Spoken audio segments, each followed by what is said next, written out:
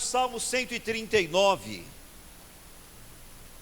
a oração de um homem que a Bíblia chama ele de um homem segundo o coração de Deus. Você sabia que a Bíblia se refere a uma pessoa, a um servo de Deus, como um homem segundo o coração de Deus?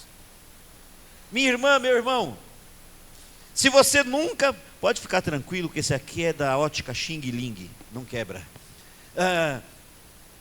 Mas, meu irmão, se você nunca tivesse ouvido essa expressão, e se alguém apontasse para uma pessoa, por exemplo, apontasse ali para o pastor Rildo, e dissesse assim: aquele ali é um homem segundo o coração de Deus, o que você imaginaria deste homem?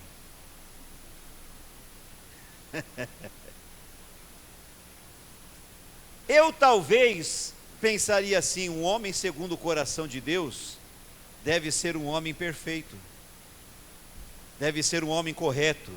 Um homem segundo o coração de Deus deve ser um homem que não erra, deve ser um homem que faz tudo do jeito certinho que tem que fazer. Mas este homem, que a Bíblia, que o próprio Deus se refere a ele como um homem segundo o coração de Deus, era o Davi, o rei Davi.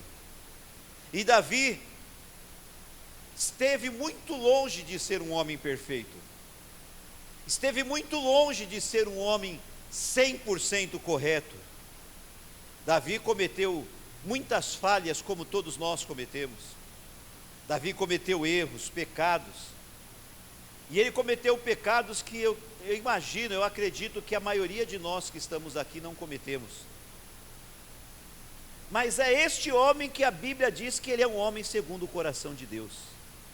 E nós podemos, qualquer dia, à luz da palavra, tentar entender por que um homem como eu e você, um homem cheio de imperfeições, um homem cheio de limitações, de falha, por que este homem é considerado um homem segundo o coração de Deus?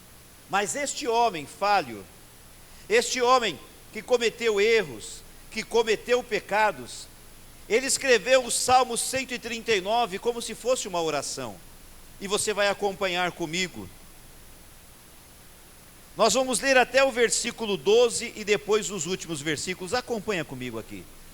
Senhor, olha a oração do Davi: Senhor, tu me sondastes e me conheces, tu sabes o meu assentar e o meu levantar, e de longe entendes o meu pensamento, cercas o meu andar e o meu deitar, e conheces todos os meus caminhos. Olha a oração dele: não havendo ainda palavra alguma na minha língua, eis que logo, ó Senhor, tudo conheces. Tu me cercastes por detrás e por diante, e puseste sobre mim a tua mão. Glória a Deus. Tal conhecimento é para mim maravilhosíssimo, tão alto que eu não posso atingir. Para onde me irei do teu espírito? Onde que eu vou me esconder do teu espírito? Para onde fugirei da tua face? Se eu subir ao céu, lá tu estás. Se fizer no inferno, na parte mais baixa da terra, a minha cama, eis que tu ali estás também. Se tomar as asas da alva, se habitar nas extremidades do mar, até ali a tua mão me guiará, e a tua destra me susterá. Se disser, de certo que as trevas, que a escuridão me encobrirão, então a noite será luz em volta de mim. Vamos lá. Nem ainda as trevas, nem ainda a escuridão me encobrem de ti, mas a noite resplandece como o dia. As trevas, a escuridão e a luz são para ti a mesma coisa. Agora vai lá para os últimos 2 versículos, que é o versículo 23 e o 24. Aí ele termina a oração dizendo assim: sonda-me, ó Deus, e conhece o meu coração. Prova-me e conhece os meus pensamentos, e vê se há em mim algum caminho mau, e guia-me pelo caminho eterno. Você pode dizer um glória a Deus bem forte? Vamos ler juntos os últimos 2 versículos. Põe novamente aí versículo 23 e o versículo 24. Vamos lá, toda a igreja bem forte. Salmo 139, versículo 23. Você.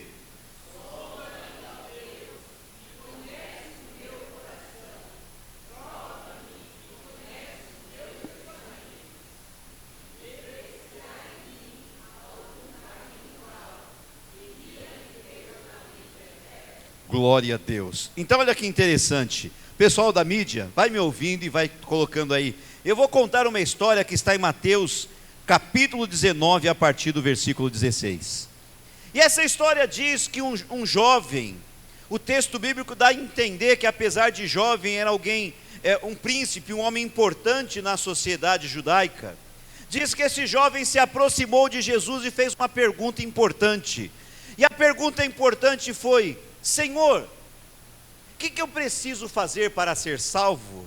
O que eu preciso fazer para ter a vida eterna? É uma pergunta importante, sim ou não? Quem quer ter a vida eterna, levanta a mão e diga um glória a Deus bem forte. Então veja que ele queria algo importante. Ele se aproxima de Jesus e pergunta: Senhor, o que eu preciso fazer para ter a vida eterna? Jesus diz para ele: você quer ter a vida eterna? Guarda os mandamentos. Lembra que nós ainda estávamos aqui na lei, ainda não era graça. E o Senhor disse: guarda os mandamentos. E ele pergunta: quais mandamentos? E Jesus menciona alguns. E após mencionar alguns mandamentos, aquele jovem dá um sorriso, satisfeito e feliz. E ele diz para o Senhor assim: Senhor, tudo isso que o Senhor falou, eu tenho feito desde a minha mocidade.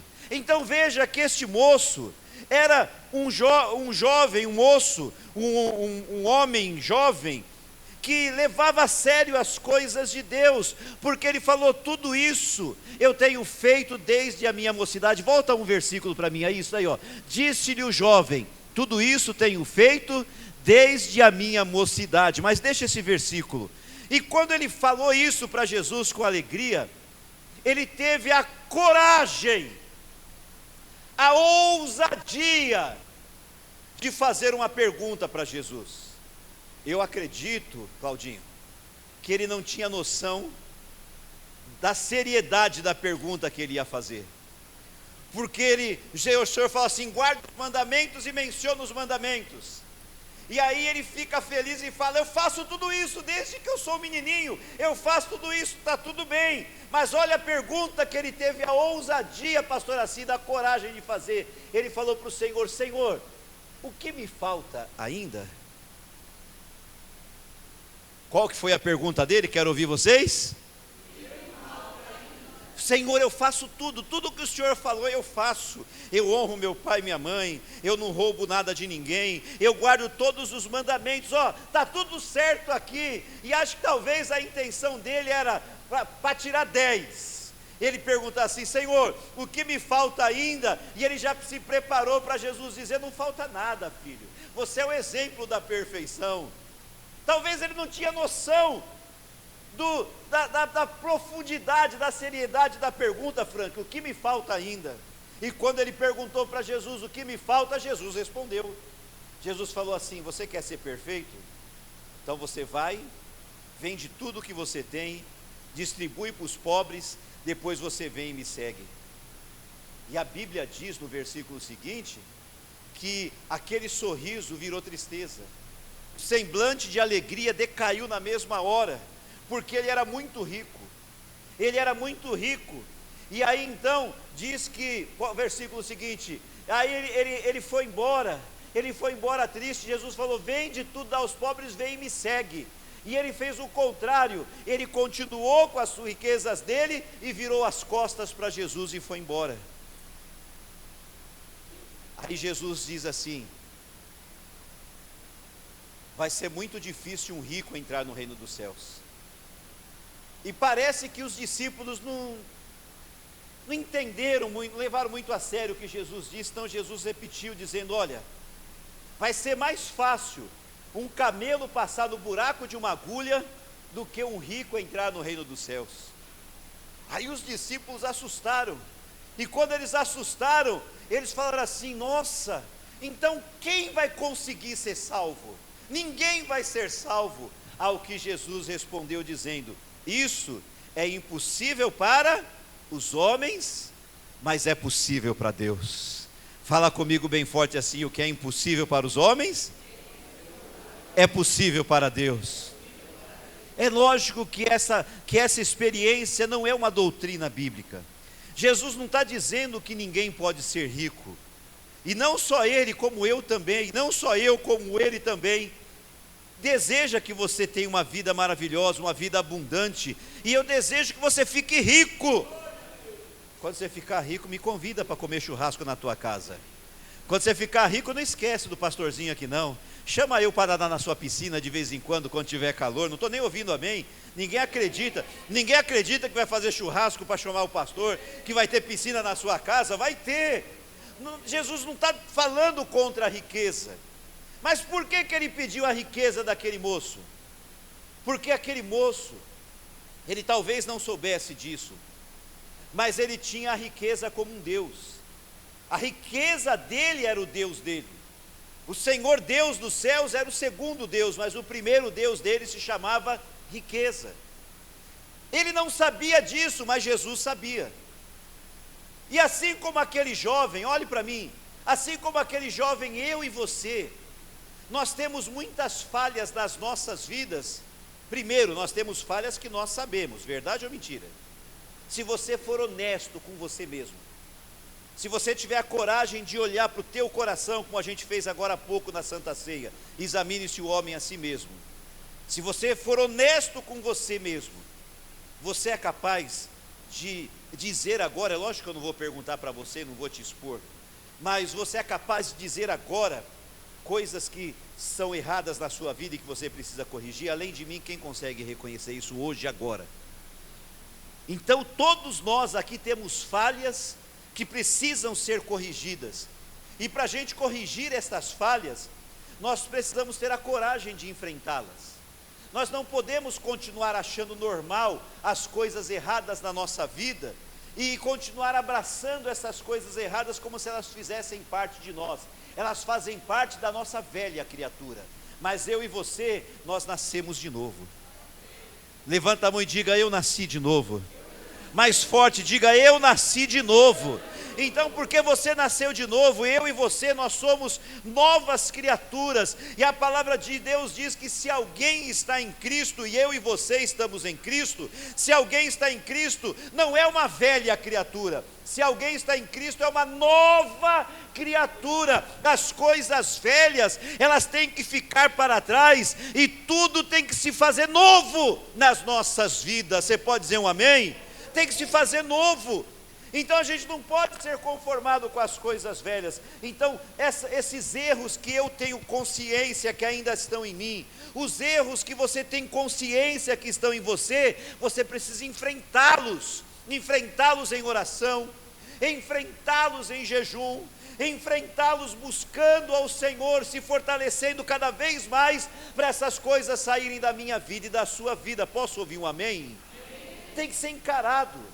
Agora, além desses que eu sei na minha vida, e que você sabe na tua vida, ainda existem outros erros que talvez a gente não tenha consciência. Aquele jovem falou: Senhor, o que me falta ainda? Olhe para mim.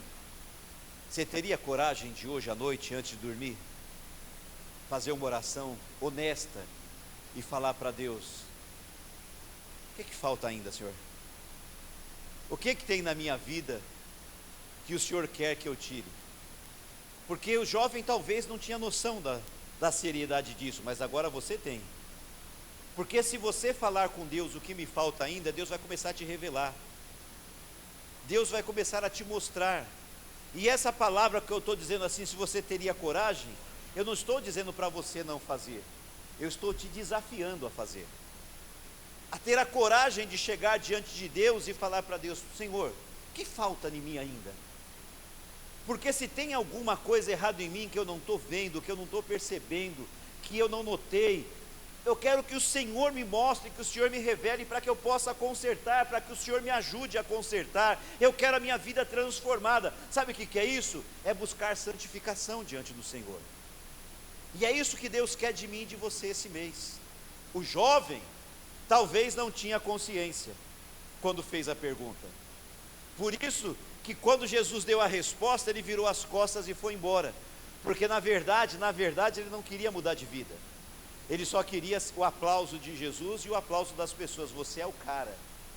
Mas ele foi decepcionado, porque Jesus disse: você não é o cara não. Você precisa consertar um pecado, um erro que está escondido dentro do teu coração. E ele não quis consertar. Olhe para mim. Nem eu, nenhum de vocês, nem quem está nas redes sociais lá, nenhum de nós pode bater no peito e dizer: eu sou o cara. Nós não somos.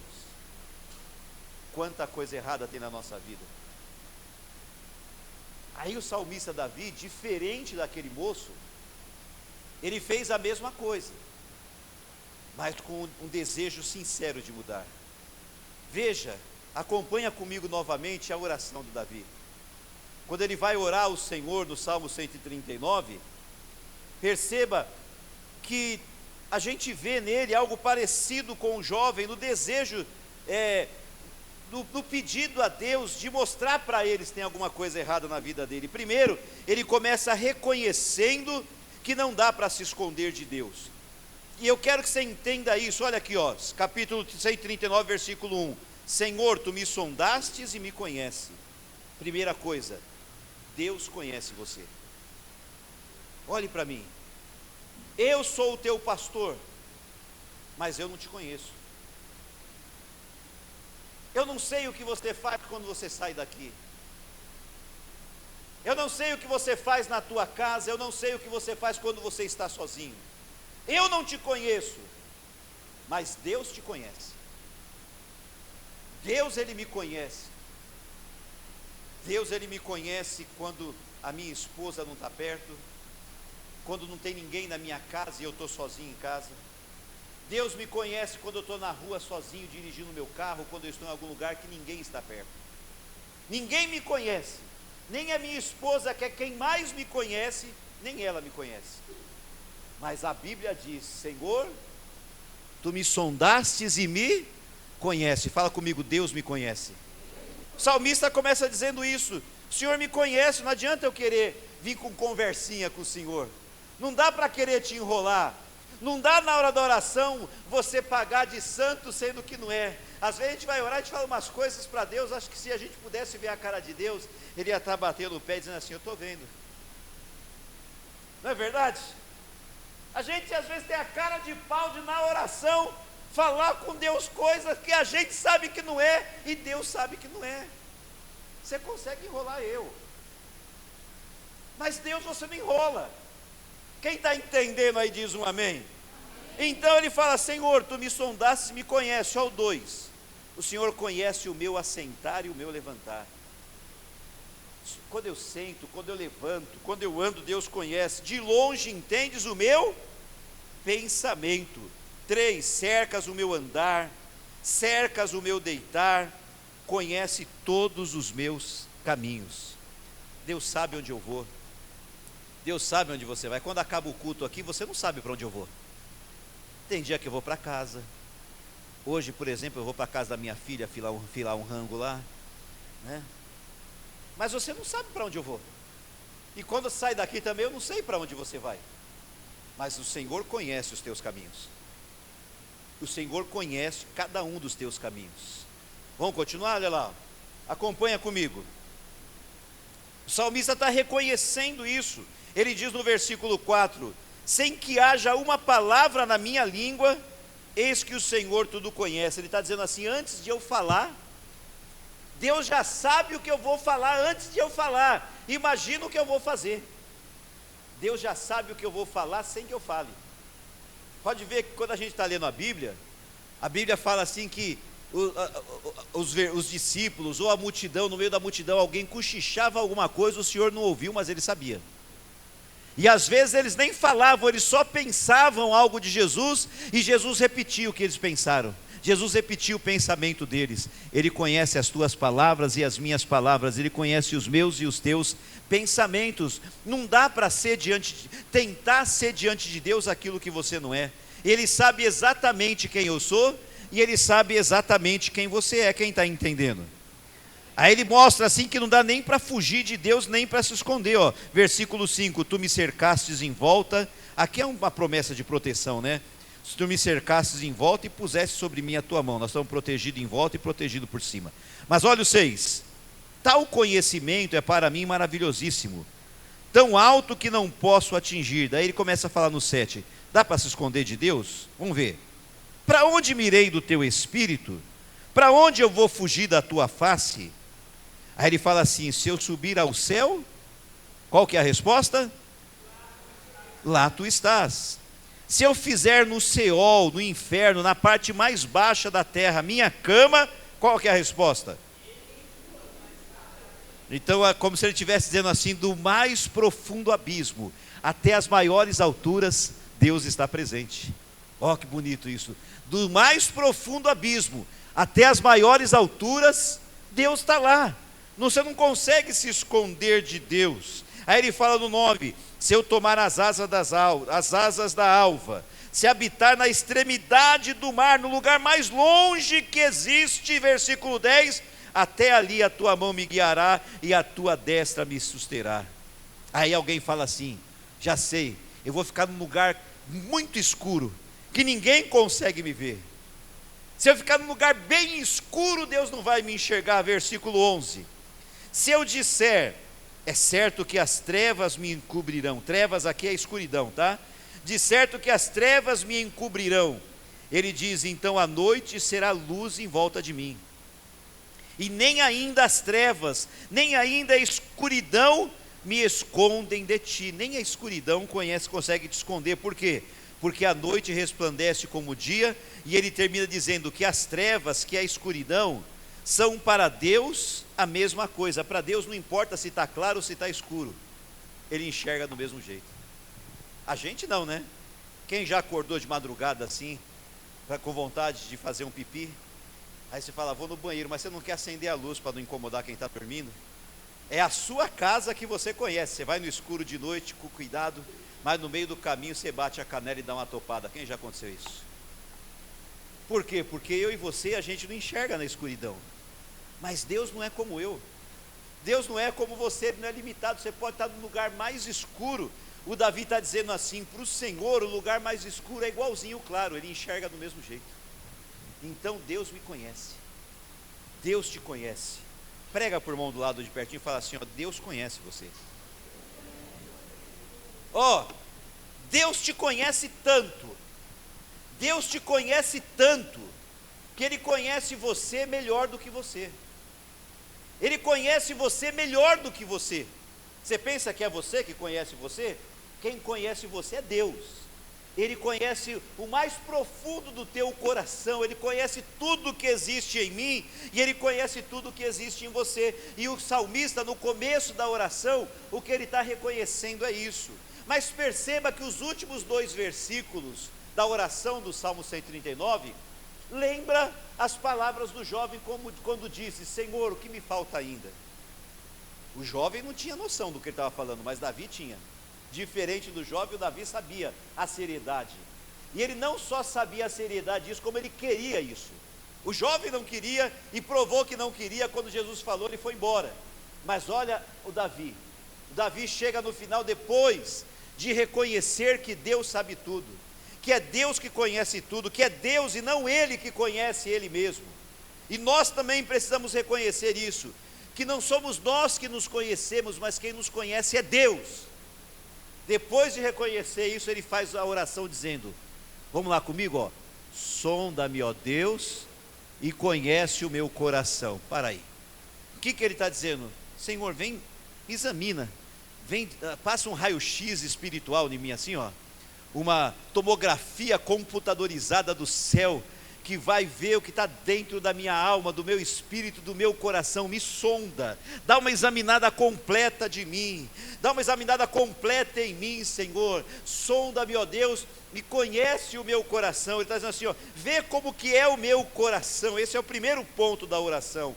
E é isso que eu quero desafiar você a fazer este mês como igreja, a chegar diante do Senhor e falar: Senhor, olha para mim, tira uma tomografia espiritual de mim, examina a minha vida, examina a minha alma, o meu espírito, o meu coração, sonda-me, ó Deus, e conhece o meu coração. Aí ele faz um segundo pedido: prova-me e conhece os meus pensamentos. Me prova, Senhor, vê se os meus pensamentos são dignos, se os meus pensamentos são indignos. Examina o meu pensamento e vê se eu tenho pensado em coisas que glorifiquem e exaltam o Senhor, ou se eu tenho pensado em coisas que envergonham o Senhor, o teu reino. Eu quero, Senhor, que o Senhor transforme a minha vida, a começar pelo meu pensamento. E a maior guerra, irmão, que nós enfrentamos é a guerra no pensamento. É aqui que começa a luta e a batalha espiritual. E muitas vezes nós perdemos a guerra aqui, e a gente acha que não é importante, mas quando você perde a guerra, primeiro você perde aqui, para depois perder no físico. Então o salmista diz: Senhor, eu quero que o Senhor examine os meus pensamentos, e mude os meus pensamentos se for preciso. E é isso que você vai falar com Deus esse mês. Você vai começar a vigiar o teu pensamento, você vai começar a vigiar o que está passando na sua mente, e não aceitar e repreender aquilo que não é bom. A Bíblia fala: pensai nas coisas lá do alto, onde Cristo habita e está sentado à direita de Deus. A palavra do Senhor diz que nós temos que pensar e conversar com nós entre salmos, hinos e cânticos espirituais. Nós temos que pensar nas coisas de Deus. A nossa mente não pode ficar vazia, porque mente vazia, diz a frase antiga, é oficina do diabo. Nós não podemos ter nem a mente vazia e nem pensamentos indecentes, imorais, pensamentos que nos destroem. Então ele fala: prova-me, conhece os meus pensamentos. Olha a terceira parte, ele fala assim: e por favor, Deus, vê se há em mim algum caminho mau. O que me falta ainda? Não é a mesma coisa? O que me falta ainda? E agora o salmista Davi fala: vê se há em mim algum caminho mau. Olha para mim aqui, ó. O Davi não está sendo falso com Deus, porque ele começou dizendo: não adianta eu querer disfarçar com o Senhor, porque o Senhor sabe tudo. O Senhor conhece o meu assentar, o meu levantar, conhece todos os meus caminhos, não dá para se esconder do Senhor, o Senhor sabe. Então eu não estou querendo enganar o Senhor. Quando ele fala: vê se há em mim algum caminho mau, ele não está se colocando diante de Deus como aquele jovem achando que ele, Davi, é o cara. Não, o Davi reconhecia e admitia que ele era falho. O que ele está dizendo aqui é falando assim: ó, Senhor, se tem alguma coisa errada em mim que eu ainda não percebi, porque tem um monte de coisa que eu sei, igual a gente, ele também sabia um monte de coisa, mas ele está dizendo: se além daquilo que eu sei, se tem alguma coisa errada na minha vida que eu não sei, revela para mim, vê se há em mim algum caminho mau. E é isso que nós vamos buscar este mês. Nós vamos chegar na presença de Deus nas nossas orações em casa e pedir para o Senhor: Senhor, vai trabalhando no meu coração. Esse mês nós vamos estar na presença de Deus, sendo tratado por Ele, curado por Ele, transformado por Ele, lavado por Ele, restaurado pelo Senhor. Vê se há em mim algum caminho mau. E ele termina dizendo: e guia-me pelo caminho eterno. Sabe por que ele termina dizendo assim, irmão João? Guia-me pelo caminho eterno, porque eu e você, o Davi, eu e você, a gente não consegue andar nos caminhos de Deus sozinho com a nossa própria força. Eu não consigo permanecer nos caminhos de Deus e andar nos caminhos de Deus, Pedro, na força do meu braço, na força do meu treino. Não adianta, eu não consigo. Por mais que eu queira andar nos caminhos do Senhor, eu não sou capaz disso sozinho. Mas aí eu peço a ajuda de Deus, eu peço socorro de Deus, eu peço a força de Deus, eu vou aos pés do Senhor, eu clamo a Ele, eu peço a Ele, eu busco fortalecimento espiritual, Andresa, e aí o Senhor me fortalece, e de mãos dadas com o Senhor, eu permaneço firme nos caminhos dEle, até o dia que Ele vai voltar voltar para nos levar para viver com Ele para sempre nos céus, aleluia. Então Ele fala: vê se há em mim algum caminho mau e guia-me pelo caminho eterno. E eu quero fazer esse desafio para a igreja hoje, você que está aqui, você que está nas redes sociais agora ao vivo, você que está assistindo este culto depois, mais tarde, hoje à tarde, segunda-feira, terça-feira, quinta-feira, quero fazer esse desafio para você. Nesse mês, você se dedicar para consagrar a sua vida ao Senhor e buscar santificação. Perfeito nós não somos e nunca seremos, mas o fato de não sermos perfeitos não significa que nós seremos conformados com as coisas erradas. Buscai a paz e a santificação com todos. A santificação e a paz com todos, sem a qual nós não veremos o Senhor. Eu quero ver o Senhor. Quem quer ver o Senhor?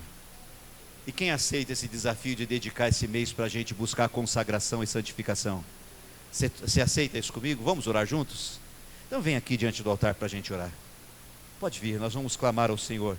E a gente, como a gente fez o mês passado, nós começamos o propósito no altar, e ontem nós terminamos o propósito no altar. E o mês de março nós vamos começar no altar, hoje é 1º de março.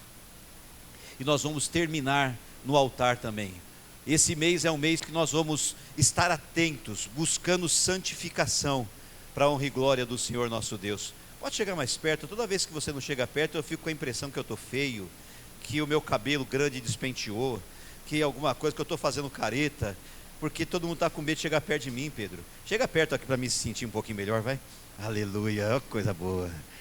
Glória a Deus, valeu, Vini. Aleluias. Você entendeu qual que é o propósito de Deus? Quem entendeu? E quem de verdade vai esse mês buscar santificação e buscar consagração na presença de Deus? Você vai fazer isso para valer? Você tem coragem mesmo de tirar da tua vida tudo que não agrada ao Senhor? Que Ele vai começar a te mostrar. Tem algumas coisas que você já sabe, né? Sim ou não? Então começa tirando o que você já sabe. Pastor, eu não consegui, mas Deus vai te ajudar. Se você decidir, Ele vai te ajudar.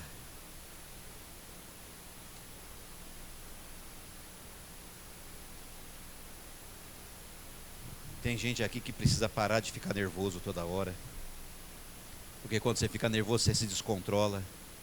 E sabe, você está ficando nervoso um dia assim e o outro também. Não. Você tem que orar e pedir para Deus tirar isso de você, porque o crente tem que ter domínio próprio. É fruto do Espírito o domínio próprio. Se você não tem tido domínio próprio, é porque o nervosismo tem controlado você. Tem que tirar o nervosismo.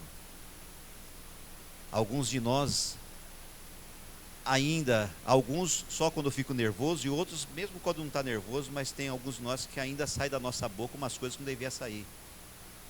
Tem muito crente ainda falando palavrão, fazendo fofoca da vida dos outros. Tem muito crente falando coisa imoral, indecente. A Bíblia fala que imoralidade não pode nem passar na nossa boca. Então você precisa orar para Deus, porque a Bíblia fala assim, ó, lá em Tiago, que não pode da mesma boca sair bênção e maldição. Você é um homem de Deus, você é uma mulher de Deus, posso ouvir amém? Amém. E da nossa boca tem que sair palavra de bênção, da nossa boca tem que sair palavra de vida, palavra que edifica, que fortalece, que renova, não palavra que amaldiçoa, que destrói, que derruba. Então, se ainda estou falando coisa que eu não devo falar, eu vou enfrentar isso. Pode ser que ao longo do mês aconteça, mas toda vez que acontecer, você tem que se revoltar contra isso. Toda vez que acontecer, você tem que se indignar contra isso e repreender e falar: Senhor, tira isso da minha boca, tira isso dos meus lábios. Vocês estão entendendo? Então essas coisas erradas que a gente faz e que a gente vai deixando ficar como se não tivesse importância, nós vamos enfrentar esse mês. E tem outras coisas que estão ocultas, que eu não sei na minha vida, eu não enxerguei ainda. Tem coisas que você não enxergou, e ao longo do mês, na hora certa, Deus vai te fazer enxergar. E você vai enfrentar ela também. Mas esse mês é um mês que nós vamos buscar santidade e santificação. Estamos juntos? Então toca aí, vamos lá. Fica com a mão levantada, fecha os olhos. Coloca o pensamento em Deus. Pai querido, diante do altar do Senhor. Quem está na rede social, ora também. Diante do altar do Senhor, nós queremos apresentar as nossas vidas. E nós não queremos ser como o jovem rico, que falou algo talvez sem imaginar a seriedade do que ele estava falando, quando disse: o que me falta ainda? Nós não queremos ser como ele, que foi diante do Senhor, perguntou o que faltava, e quando o Senhor disse, ele se entristeceu, virou as costas e foi embora. Mas nós queremos ser como Davi, que assim como nós, tinha falhas, defeitos, imperfeições, limitações. Mas quando ele chegou diante do Senhor, ele chegou diante do Senhor sabendo o que ele estava fazendo e desejando ser melhor. Desejando ser melhor, ele disse: vê se há em mim algum caminho mau, sonda-me, ó Deus, conhece o meu coração, prova-me os meus pensamentos e vê se há em mim algum caminho mau e guia-me pelos caminhos eternos. E é diante do altar que nós estamos fazendo a mesma oração que Davi.